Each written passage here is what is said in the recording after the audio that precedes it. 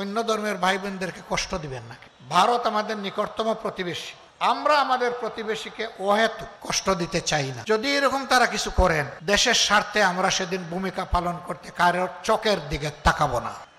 বিশেষ করে আমি মুসলমান ভাই বোনদেরকে বলবো, মেহেরবানি করে অন্য ধর্মের ভাই বোনদেরকে কষ্ট দিবেন না। আমরা এটাকে ঘৃণা করি, অপছন্দ করি। যারা মেজরিটি মাইনরিটির জিগির তুলে রেখেছিলেন, আমি আল্লাহর পর ভরসা করে বুকে হাত দিয়ে বলছি, তারা যাদেরকে মাইনরিটি বলতেন, এই ভাইদের সম্পদ, ইজ্জত এবং তাদের জীবনের পর সবচাইতে বেশি ক্ষতি সাধন করেছে তারা।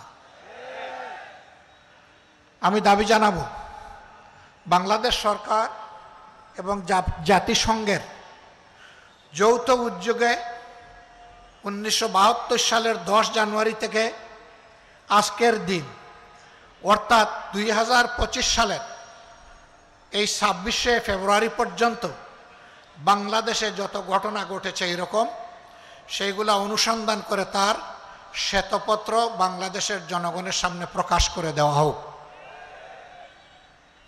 তাহলে জনগণ জানতে পারবে কারা সত্যিকার অর্থে মানুষ খুন করেছে, ইজ্জত লুণ্ঠন করেছে, সম্পদ লুণ্ঠন করেছে।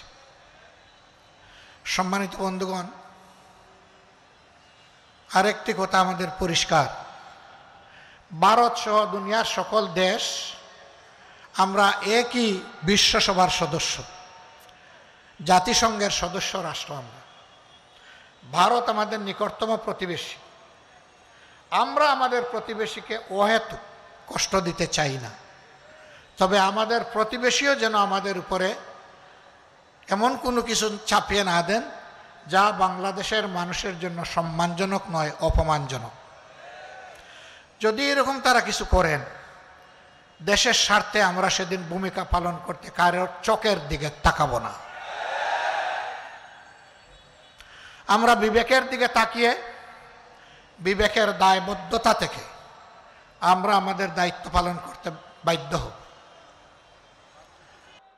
আমি আমার স্বেচ্ছাসেবক ভাইদের দৃষ্টি আকর্ষণ করছি, আপনাদের যার যেখানে দায়িত্ব পালন করার কথা রয়েছে, আপনারা আন্তরিকতার সাথে সে দায়িত্ব পালন করুন এবং আপনাদের টিম লিডারের অনুমতি নিয়ে জায়গা ছেড়ে যাবেন।